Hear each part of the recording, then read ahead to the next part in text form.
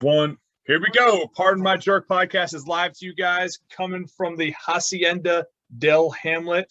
Dunk is here broadcasting from his child's nursery, new location. Nice. Gotta do what you gotta do. Still have interesting pictures in the background though.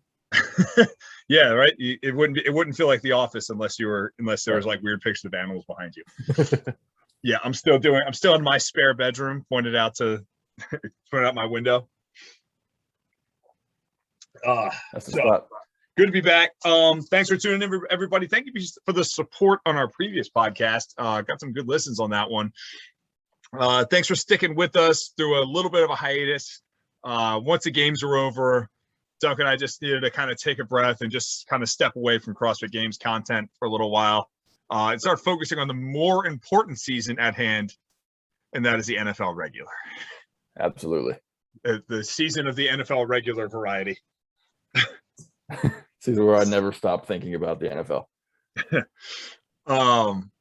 So today we're going to be doing an overrated, underrated podcast concept. I thought it was kind of a fun thing to give it a shot. But first, jerk work. I'm assuming you didn't train today. I did not train today. What about yesterday? Nope.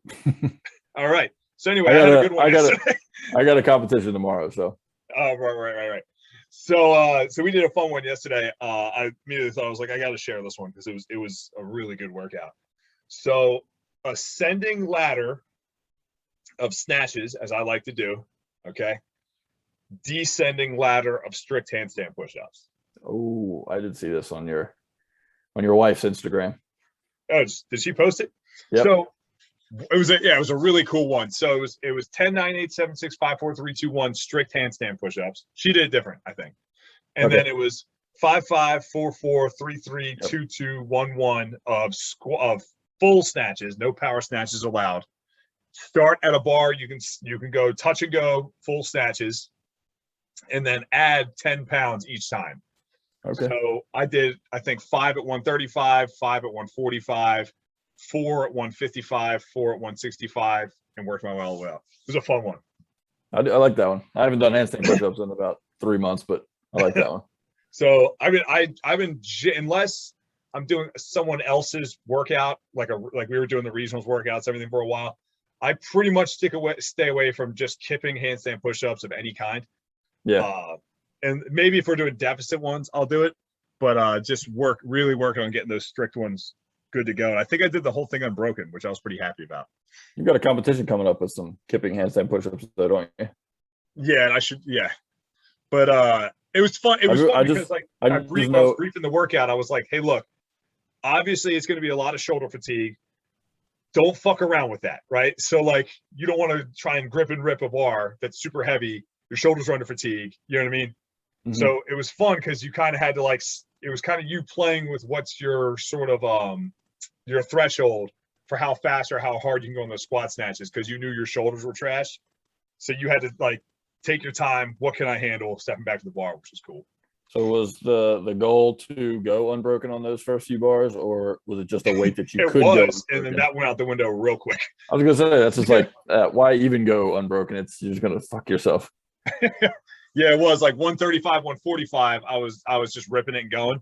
And I got to 155, and it was like, I think I could probably just slow down a little bit. We're gonna put this down in between lifts. Yeah, but that was a real good one. And then also did like an iteration of the bike repeater workout from the game. So we did 10 rounds for time. 10 rounds for time, 500 meters on the assault bike, and 1 pegboard climb. God, I hate pegboard. Yeah, well, I did the pegboard. Everybody else was doing legless rope climbs, but so I was looking forward to that one. I had written down for a while. Surprised how badly that shit hurt. 10 rounds. Like, 10 rounds of that is just. Even if you're amazing at pegboard, that would be terrible. Pegboard was the easy part for me. Really? That was like no hesitation, like hop off the bike, no hesitation, just boom, boom, boom, up. Pegboards are probably a strength of mine. It was just like those sprint bike repeats. Just made it hurt, man. Especially because you're sprinting and then you're off for a minute, like doing it because you got to walk outside, do your pegboard. Oh yeah, not even. your legs are blowing up. It's just like your legs got plenty, like just enough time to blow up in between each round and then get back on the bike. Right. It was like 30, 40. It was like basically 10 sets of a 500-meter bike sprint with like 30, 40 seconds break. Yeah. So it hurt. It was a good one, though. I'd recommend that one. So, what else I want to touch on for us today? Yeah, I definitely want to talk about that jerk work. What's going on in the news? Anything that we need to talk about? I know Brooke Wells had successful surgery. Mazel tov to Brooke Wells. Hope for a speedy healing process. She's getting Tommy John. Did you see that? Or she got Tommy John? Mm-hmm. So the thing about that Tommy John surgery is like, she's probably going to be fine. It's not going to end her career because every high school baseball player gets that now. But the flip side of it is like, you also know that's going to be a long recovery process. But like, I'm curious though, like what the difference between the recovery process for a pitcher and like someone who like she don't use her elbow like a pitcher does. So it's like, is it going to be quite as long, or is she going to be back to like working out and doing things in 5-6 months? Like, I mean, you saw Sigmund's daughter; she's back to doing like real workouts 5 months after surgery, which is kind of like you don't think of that. Like, it's usually a longer process. She sort of is. Her weightlifting stuff is still very, very light. But she's not lifting 200 pounds over her head or anything. But the thing I'm interested in with that is her process, because she, in a month or two, she'll probably be able to just train again. Like she'll probably be able to hop on a C2 bike and do intervals and that type of thing. But yes, like the process for a pitcher is like, I mean, I feel like a pitcher, like after a couple of months, you can go out there and start short tossing. You know what I mean? Whereas like where there's so much that she has to be able to do, and it's so much just time under tension and rep. So what's like a terrible day for a pitcher? 100 pitches, right? Like that pitcher throws 100 pitches in an outing. They're laid up for 2-3 days. They're iced up, right? Mm-hmm. Dude, 100 pull-ups, 100 jerks in a workout. That's just Tuesday for them. You know what I mean? Right. So that's what I'm curious about, is her like handling that level of tension, that level of volume. And I think that's going to be a much, much slower process.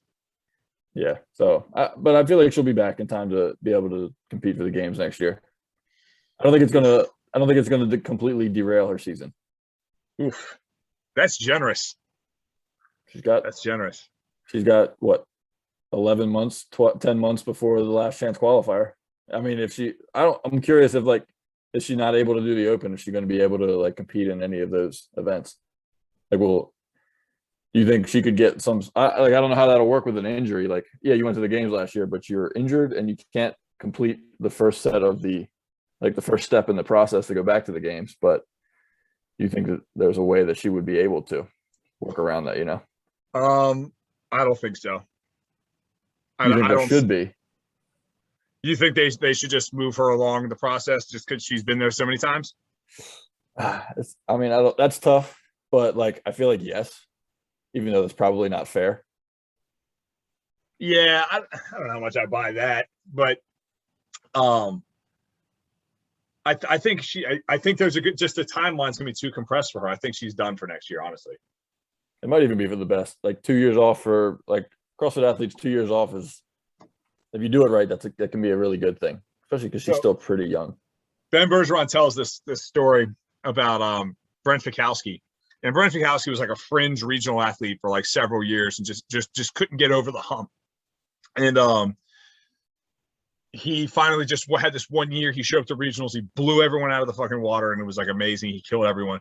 And Ben Bergeron asked him, I think he asked him at the regional or asked him at the games that year. He's like, what happened? How did you manage to get over the hump and perform like this? And Fikowski was like, I got hurt. He goes, I couldn't. I think he hurt his hip, I think is the injury he sustained. And he goes, he injured his hip severely.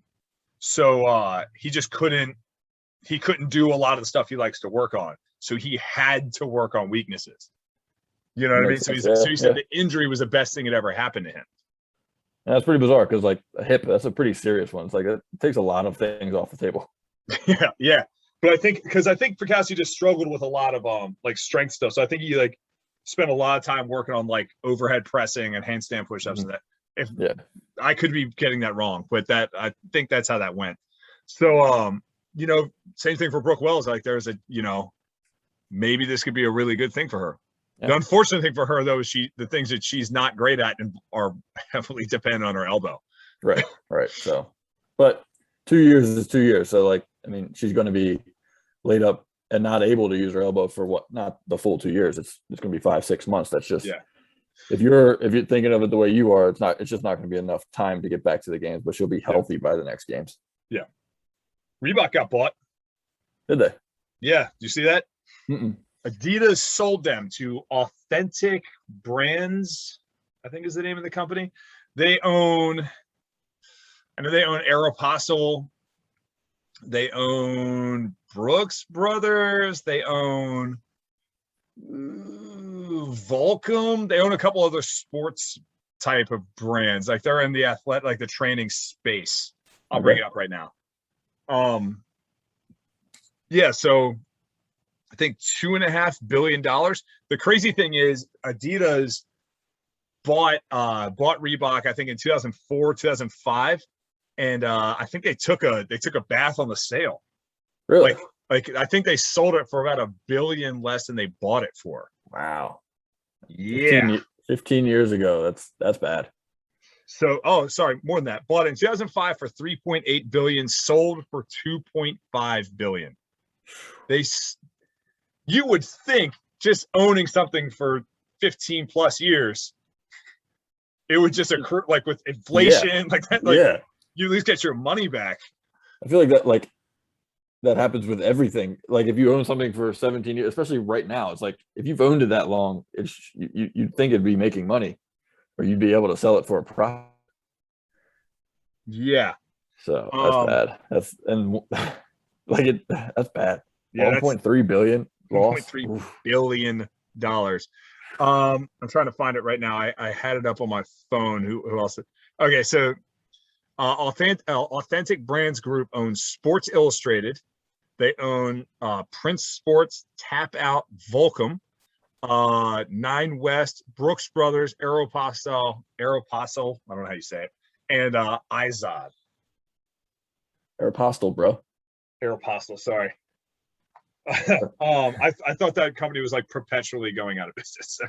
I don't think I've ever been to a mall that didn't have an Aeropostale that was clearancing the entire store out. Most of those items that you just mentioned are like the front line items at like a Boscov's, Yeah, right. Or like an outlet mall. Yeah. Yeah. So I'm curious. What I read is like don't expect anything to really change. That's really what I anticipate happening.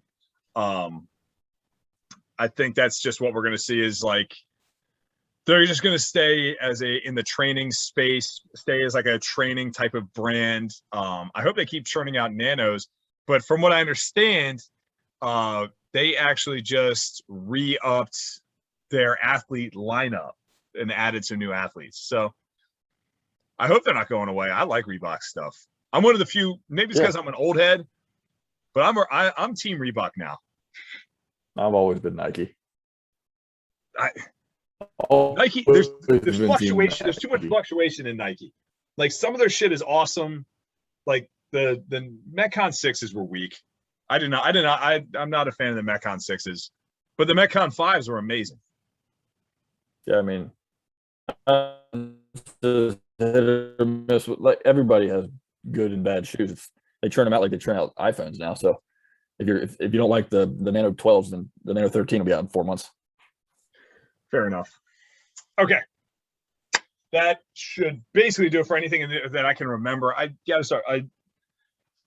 You're hearing stuff here and there all over the place because we're fresh out of the game. So everybody's got their little behind the scenes stories and that type of thing. But yeah, I don't think anything too crazy.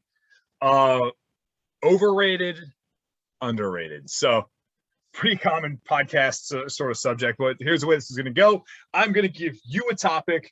You come back to me. Overrated, underrated. Why? I will try to keep my opinions to myself, but that's probably not going to happen. Then you are going to give me a topic. Overrated, underrated. Why? And then I'm going to tell you why I believe it is such. Sound good? Sounds good. Let's do it. All right. Can you hear me okay? You're breaking up on the internet. I hear you okay. Okay. Yeah, you're like you're in and out of freezing. So you want to go first? You want me to go first? I got a couple good ones here. That way I know what we're getting into here. What's that? You go first so I can get into here. Okay. So topic number 1. All right. I'm gonna say pistol squats. Overrated, underrated. Overrated. They suck. They're stupid. They're terrible for your knees. That is terrible for your knees. No. What do you mean they're what Please. opposite of? Please They're garbage for your knees. Like every person that does, if you got a pistol squat in a workout, if you can, everyone's wearing knee sleeves, everyone's wearing lifters, everyone's doing everything they can to save their knees. Like it's just dumb. Like it's all about like. I only do them for competition. Otherwise, they're just a waste of time. All I'm going to say is they are not inherently any more bad for your knees than deadlifting is bad for your back. So deadlifting can be bad for your back. Pistols can be bad for your knees. Okay. If you have mobility restrictions that are causing them to be bad for your knees, and what you need to do is proper scaling and progression, and then they're not as bad for your knees. All right. Well, the benefits of a good deadlift as opposed to the benefits of a good pistol squat outweigh the cons. It's like, all right, I can get a lot more from being good at deadlifting than I can from just being good at a pistol squat. Fair enough, but you probably deadlift far more frequently than you do pistols. Yeah. All right. Next question. All right. I'm going with an athlete. Overrated, underrated. Declare to me. Underrated. I did my list a little differently. I just listed people who were overrated and underrated, and I put Tia in the underrated category too. Underrated. So, spoiler alert, our next episode will be the definitive settlement of the argument. Who is the superior athlete between Tia and Matt Fraser? And I've started diving into the numbers on this particular topic. And I'm only in the early numbers, but I just think she's underrated. I'm already leaning toward Tia Claire Toomey over Matt Fraser after looking at the numbers. I think Matt was stronger earlier in his career, but I think Tia is finishing stronger than Fraser did. But that's just my hypothesis. I just think Tia's underrated because she's the definition of the superior generalist. There's nothing she sucks at. It's very true. Like, whereas, like, and I don't know why I'm bringing Matt Fraser into this, but like Matt Fraser, like earlier in the you'd be like, okay, this guy's going to take a bath on this rowing workout, this running workout, the sprint workout. Tia's good at everything. But it's true. Yeah, you're right. Yeah, that's my answer for that. I think she's underrated because not only is she like hands down the best athlete, but she's very well spoken. She's good for the sport. She's a good face of the sport. Like there's no negatives like you can put towards her. Now the overrated, underrated, we need to come up here. I should have wrote this one down to Shane Orr. That's the discussion. That's a good one. That man is an international fucking treasure. That dude is the best personality in CrossFit. Oh, he's amazing. Did you hear Dave Castro's story about him? No, I didn't. Okay, real quick. I want to try and keep this under a minute. So games are over. Award ceremony is over. There's no one left in the entire Coliseum except for volunteers whose job is like clean the place up and get everything put back together, right? The rogue employees and all that. So everything's all over. All the fans have left. All the athletes have left. And Dave Castro tells a story. He walks back into the warm-up area. No one is back there. It's all the athletes like stuff is laying around and the warm-up equipment's laying around and all that. And there's one volunteer back there that's by himself cleaning up the athlete's mess, right? And Dave Castro walks up to him to like just say, hey, thanks for helping or whatever. Say hi to him, right? He walks up to the guy and it's Shane fucking Orr. And Dave's like, what are you doing here, man? He's like, well, I'm cleaning up this mess. This isn't our mess. Oh, man. This isn't their mess. This is our mess. No, stop the accent. Stop the accent, please. And so anyway, so Shane says, I'm cleaning up our mess. It's not these volunteers' responsibility to clean up after us. So we're taking care of it. And Dave's like, holy shit, man, like that's really cool. We appreciate you taking the time, but that's not necessary. You can go home. We have people here to do that. And so he tells the story, and I'm like, yeah, that's why Tia's the fucking champ. Like that mindset, man. Yeah. Please tell me Castro felt obligated to like help clean up at that point. All right, oh man, now I got to clean up some weights. I don't think you did. Next up, overrated, underrated warm-ups. Underrated. I would say they're perfectly rated for like elite CrossFit Games level athletes because they know that they're awesome for you. But for Joe Schmoes like me who walk into the gym 5 minutes late and skip the warm-up, I probably would benefit greatly from them, but I could care less about them. I would say, we'll move on. For the average everyday athlete, grossly underrated. I think for some CrossFit Games athletes, a little overrated. Yeah, I could see that too. Like just like a little like if I don't warm up, I can't. I'm gonna single her out, and it's not fair, but it's just an example. Like the Bethany Shadburn, like my warm up needs to take an hour, and we got to do all this. First person that popped into my head. Yeah, of course, but that's not fair. It's just the first person that pops into your head. Okay. All right. Overrated, underrated. The Buttery Bros. That's so funny, bro. I was going to talk about them. So I don't watch the Buttery Bros videos, but I'm dadding home alone this whole weekend. Britt's out of town, so it's just me with the kid for 4 days. And I'm like, well, I'm kind of tied down, So I turn on the Buttery Bros last few videos of them at the games, and I'm like, these motherfuckers must be the highest compensated athletes in the entire CrossFit space in terms of sponsorship goes. I'm like, these guys, the sponsors that these guys have, it's like over the out of this world. I feel like they brought in like half of the sponsors to CrossFit. It's like Rain and Whoop. They went through them. Like, yeah, I think they were sponsored before them. They've got CrossFit like GoWad. They've got like, and they've who's the other big one they had? They've got like 4 major sponsors. Well, they've got Whoop. They've got Rain. They've got GoWad. They've got the Blenders glasses. Blenders. That's it. Yeah. It's crazy, and this is just through their YouTube channel, not let alone their like feature films.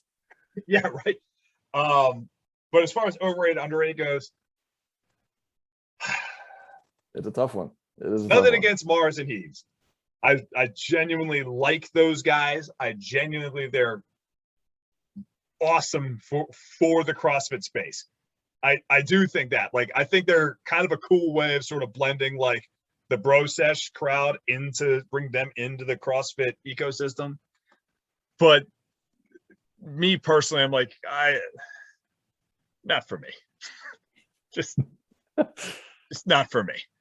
I feel you. All right. Yeah, I really like those guys a lot. I'd love to meet them. Just sort of the pseudo manufactured like hyper energy type of thing. Yeah, it's just not for me. Yeah, they do too much. I want to meet them. I want to meet their like their actual, like them as actual people, like, and see like their like work ethic like that all the time. Yeah, they're hardworking dudes that don't act like idiots 24/7. Right. I want to meet them off camera because I think the on camera and off camera personalities are very different. And like their work ethic is like legendary. Like everybody I know that knows them says like, yeah, just so you know, Hebrew Mars during the week of the CrossFit Games might sleep 10 hours combined. Yeah. Like, I mean, they put out YouTube videos every day and like stuff for this feature film that they make. And Right. they're going to make another one. Like, why wouldn't they?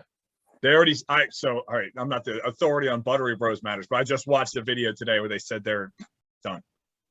Really? Yeah, no more documentaries, at least not for the foreseeable future. Nice. Yeah. All right. Overrated, underrated. Dolly Parton, country music singer. Oh, did I lose you? Ooh, overrated. Okay. I'm here. Overrated. I was never a big Dolly Parton fan. Overrated? Overrated. My brain just exploded. All right. What was she from the 70s, the 80s? I mean, she was making music till she was like 80 years old. So I think all of the above. She's like country music's version of Cher. Like, she's just been making hits since like the 60s. No, overrated. She was never, I never was into anything that Dolly Parton ever did. I know she was a great country music singer, pretty good actress, but overrated. All I'm going to say is she wrote I Will Always Love You and Jolene in the same day. Next topic. Do good things. I'm not saying she didn't do good things, but like you said, not my cup of tea. Okay. Oh man, I'm going back to CrossFit athletes here. Overrated, Ricky Garrard. Overrated. Agree. I mean, he's in a sense he's literally overrated because the version of Ricky Garrard that we saw was a doped up version, right? So Correct. it was an inflated version. Second, we said this on the rewatch when we did 2017. It wasn't as close as we thought when you go back and rewatch it. He's just a guy with a particular set of skills. Just happens good at riding bikes. So, yeah. With that being said, I am so excited to have him back. I'm going to reach out to him. I want to interview him for the podcast. Do it. I'm almost worried for him that he's going to come back and play like 11th, and it's just going to be over. Like, he is what we thought he was. Like, he's fine. He was a flash in the pan. He finished third because he was on drugs. So he should just be like, yeah, nope, not coming back. Like, I've toured with you guys for 4 years. I'm not coming back. Yeah, I mean, he's definitely coming back. How many? You see that in every sport ever, right? Like, this pitcher, this Hall of Fame caliber player retires or steps away from the game for whatever, and then and we see this amazing comeback, and it's like, yeah, it's fine. Yeah, you know what I mean. You see it all the time. And that's probably what he's going to be, but I'm still so excited for it. I am too. All right. Overrated, underrated. The Philadelphia Eagles.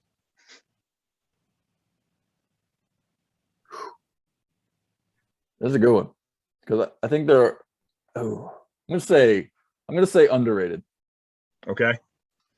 So I'm just going by what I've seen from power rankings, and I'm seeing a whole lot of around like 28th in most of them. Yeah, like 28, 29. I think there's a above 50% chance they win 7 to 9 games, which as an Eagles fan is not something that I want. Like 7 to 9 wins get you nothing. Yeah, that's worst case scenario. Yeah. But like I think they're more of the middling team, more of 15 to 20 as opposed to 27 to 30 in the power rankings. I think their defense is a legitimately good defense. Not great, but legitimately good. I think they've got weapons on offense, albeit young, and their offensive line is great. Their biggest question is just the most important position on the field. Okay. So, wait, I got one for you. Overrated, underrated, the city of Philadelphia itself. Next question. All right, you're up.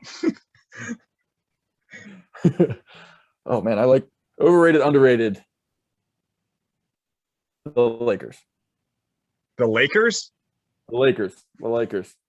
Like going into the 2021-22 season? Yes, go the 2020 21-22 Los Angeles Lakers. Russell Westbrook, LeBron James, Anthony Davis. Underrated. I don't give a shit. I don't give a shit that Russell Westbrook is the most empty calorie, high usage player in NBA history. Like Russell Westbrook is turning that guy that he's so overrated, he's underrated or whatever. You know what I mean? Like, you know, talk about like those guys, like the narrative on a team will be they've become so underrated, they're now overrated. You know what I mean? Like the Jags going into this season, they're so underrated, they're now overrated. Russell Westbrook is the opposite. Like everybody keeps telling us how overrated he is, that it's like, okay, I get it. But the dude still averaged a triple-double 4 times. That's happened, once in NBA history, and he's done it 4 times? Like, that means something. Even if he is a stat pattern, he's still doing that. And he was on winning teams for a few of those years. Right, and there's plenty of guys that are just stat box stuffer, empty calorie players that don't do that. So, yeah, I would say, what's that? Don't even get close to that. Right. So for that reason, I would say they are underrated going next if they can stay healthy, which is a big if for those guys. Yep. All right. Overrated, underrated. Dave Castro. Tread lightly. I'm going to say overrated. I think he's like, he thinks of himself like NBA referees do. He's like, all right, CrossFit Games, we're going to all the best athletes here, but this is still going to be, you know what I mean? You know, like NBA referees go into NBA games, and they're like, all right, how can I get as many cameras on myself as I can? And I feel Repeat that one more time. Repeat that one. You broke up on me. So start from the top on it. You said Dave Castro is like an NBA referee, and then you were breaking up. So Dave Castro is like an NBA referee. He goes into the CrossFit Games, brings all of the elite athletes in, and he still thinks that the CrossFit Games is highlighted by Dave Castro. Dave Castro is the title, like the first name on the title card in Dave Castro's mind. Oh, gosh, that's harsh. Whereas he should program the games, and that's it. Like he puts on the spectacle, but his face shouldn't be seen every 5 minutes, in my opinion. Woof. Okay. I would say here's the one rebuttal I'm going to say to that is athletes come and they go as marketable faces within the sport. You know, 10 years ago, everybody, you know, who are we marketing the sport with? It was Chris Spieler and Jason Khalipa, and we're still doing with Rich Froning, and Dave Castro to a degree. And 10 years later, those guys are gone. Dave Castro is still there as like I almost look at him in what you're saying is I almost look at him more as like the face of a company. Like he's like almost like the like Mark Zuckerberg of the CrossFit Games. Like he's like the boss that you associate, like the face and representation of the company as a whole. Yeah. So I take it back that I think that he should just kind of disappear into the shadows. I think Dave Castro should take control of the Open because he's really good at that. He's really good at putting on the Open announcements and making people want to watch that. And then after that, just let the elite athletes handle like being the faces of the sport. You know what I mean? Because like I think to your point, it was a little bit more like that back in the day. I think to a degree you are right. Like we didn't really give as much of a shit about Dave Castro back then. It was more about the Dave Castro you saw like the behind the scenes docs, and we didn't have one like on the podcast and the social media, like that kind of thing. So yeah. No, but I mean, we saw him went a couple years without them doing the CrossFit announcements, without him doing the CrossFit announcement in the most dramatic way possible, and it was terrible. So like he is good for that, and I'm not saying he's bad for CrossFit at all, but like I just think he thinks of him as the headliner when he's got all these athletes to do that. I still think he's underrated. Anyway, next question. All right, I'm up. All right, I got overrated, underrated CrossFit coaches, elite level CrossFit coaches. Wait, yeah, okay. So hold on. Are we talking about the people that are running the day-to-day affiliates, or the guys that are coaching the high-level athletes? No, I'm talking about Ben Bergeron, Shane Orr, Justin Collier, or whatever his name is. Those types of coaches that are just coaching the elites.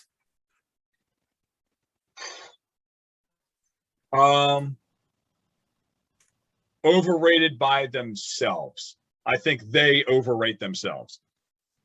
I think they have a false sense of importance. Because I think a lot of these guys they're just racehorses, man. You put them anywhere, they're going to flourish. And that's my point, is like, I think I think what they do is underrated as far as the complexity of their position. But I would say, I'm not going to keep straddling the fence. I'm going to say they're overrated in the sense that if you hand someone a Matt Fraser, anybody could have coached that guy to win in the CrossFit Games. Agreed. He's just a freak show. He's a Michael Jordan type of mentality. That guy was going to win wherever you put him. And I would say overrated because a lot of guys are, quote, coaching these athletes. And it's like, really what you're doing is writing programs.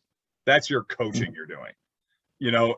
And if you're not with that athlete day in and day out, working with them, getting to know them, finding the little ways to make them better, working with the little nuances, or finding people to help them with that, you're not a coach, you're a program writer. Yeah, I would say I would agree with you, because most of these coaches they're like, all right, I'm going to write your workouts for you. I'm going to check you do my best. Most of these guys aren't Olympic weightlifting coaches. So I'm going to check your form, and that's what I'm going to do.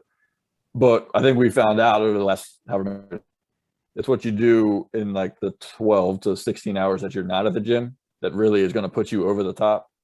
And that's when there's no coaches around. Yeah, I think that's the shit. No CrossFit coaches. That's the stuff that I think Ben Bergeron is exceptional at.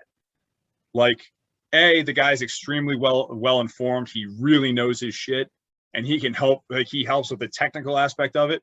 But he's going out there and getting blood panels done. He's going out there and he's like finding the best type of body work for you. They're going into the most tiny minutia of the nutrition aspect of it. Like, in that sense, that guy, I'm not like, someone like Ben Bergeron to me is a coach in every sense of the word. Yeah. So that's why it's hard to say overrated, underrated. That's why I want to be specific. Yeah. Okay. All right. Now, do you find this to be overrated or underrated? The Olympics. Overrated. Yeah. Next question. I 100% agree. I think we need to elaborate. Yeah. Yeah. All right. But please. I mean, it's just, I don't know. It's like watching weightlifting. Like you go into most events knowing who's going to win. I mean, always the outliers, but there's also 150 events. It's like you can't keep track of anything. They're on at weird times. It's just, I feel like 20 years ago it was more important, but now it's like, I don't know. I'm just not I'm not in it. Overrated. My thing with the Olympics, I think it's overrated. There's just I mean, we've gotten the whole argument on this podcast numerous times about certain things I just don't think are a sport. And the argument there is like, oh, we are watching the peak of human performance in a specific task. And I'm like, okay, cool. Well, where do we draw the line there? Because you could make anything into a sport then if it's all about just watching the person that's the best in the world at fucking catching butterflies. Right. My thing, I got an argument about this weekend. And one of the person I'm arguing with was a college javelin thrower, my wife, and the other two people I was arguing with were college swimmers. So, bit of a touchy subject. But Yep. and sure. Walking on thin ice there. Right. And here's my thing with the Olympics. Here's, in my opinion, and I think we can all agree, it's incredibly valuable. The way you fix the Olympics is there's just too many goddamn events. Okay. Too many events no one cares about. There's just too many events. So like, I actually was surprised. I went through like the Summer Olympics events. There's a lot more of them that are better than I thought. But like, for example, I said with throwing, in my opinion, we don't need a shot putter, a hammer thrower, a javelin thrower, and a discus thrower. In my opinion, you should go to the Olympics as just a thrower. And you have multiple events, the same way like the pentathlon or the decathlon works. Yeah. You know what I mean? My wife's like, you're just too programmed for CrossFit. Not everything's going to be like CrossFit. I'm like, no. You don't. The object of the game should be, let's find out who's the best person in the world at throwing shit. And that's what we're going to do. You're going to have multiple events of just throwing. And then like with swimming's a great sport. There's just too much. So I'm like, I have no issue with them having multiple distances or like the medleys or anything like that, right? Why do we need different strokes for all the different distances? The object of the game should be, who's the fastest swimmer in the world? You do whatever you need to do it. like for instance, right? Track is a fun sport to watch, especially if you know anything about track. For the layman, we're pretty much just watching it saying, go America, right? We don't watch the, say the 100-meter dash, because I don't want to say any of the wrong events, right? We don't watch the 100-meter dash and say, all right, Usain Bolt, you were the fastest guy in the world this year. Now comes another crew of people. They're going to run it backwards. The whole goal is like, we just want to see who's the fastest person. So for like swimming, it should just be who's the fastest swimmer. That's what I want to see. But the track, they do kind of do that. Just throw a hurdle in, you know what I mean? All right. Well, I mean, sure. Okay. That's why like the steeplechase, that doesn't need to exist. That event, we can scrap that one. Fair enough. You know what I'm saying? But it's not like, you know, like, okay, we're going to do the 5K run, but every lap you're going to run in a different way. And then, yeah, certain sports are just like wrestling is an amazing sport. It's an amazing sport, incredible athletes. They're unbelievably talented. I'm not taking a single thing away from that. The way wrestling is set up makes it very difficult to watch, especially if you don't know that much about wrestling.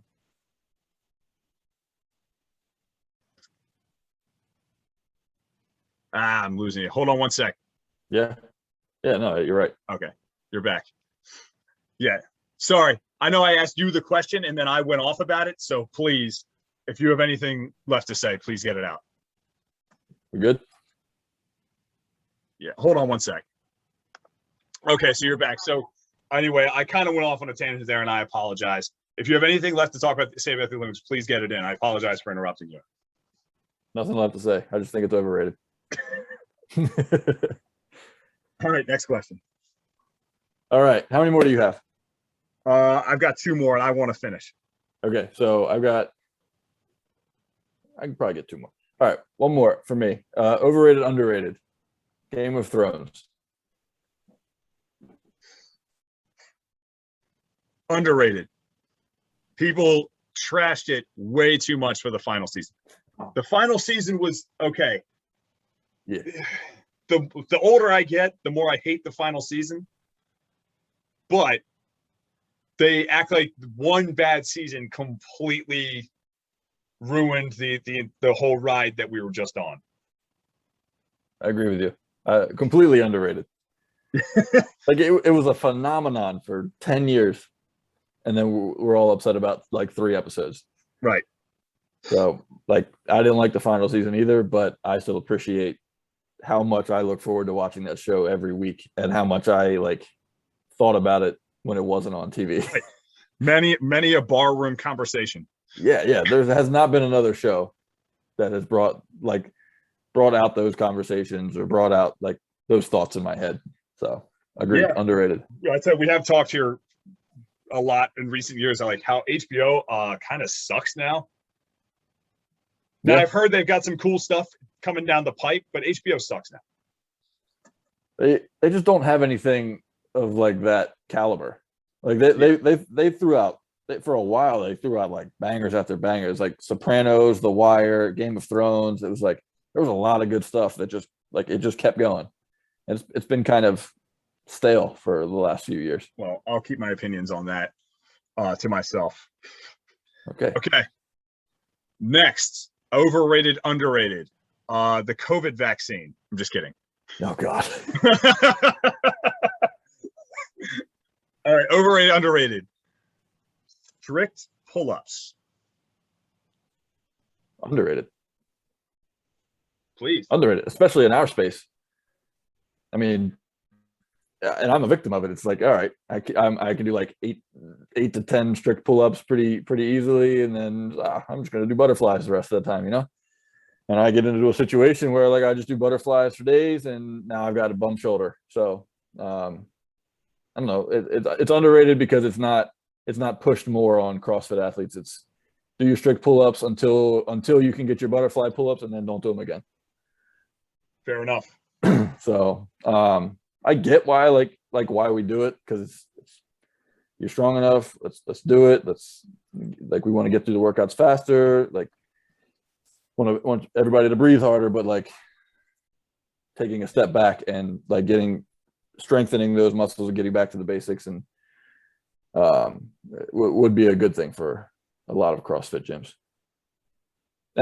People that do CrossFit in general, because I'm not saying any gym is like pushes that more than the other, but like I mean I know that I would much rather go into the gym and bang out 30 butterfly pull-ups as opposed to like 5 strict pull-ups, because that's all I could do, and that's just not the way that's not the way you should think about it.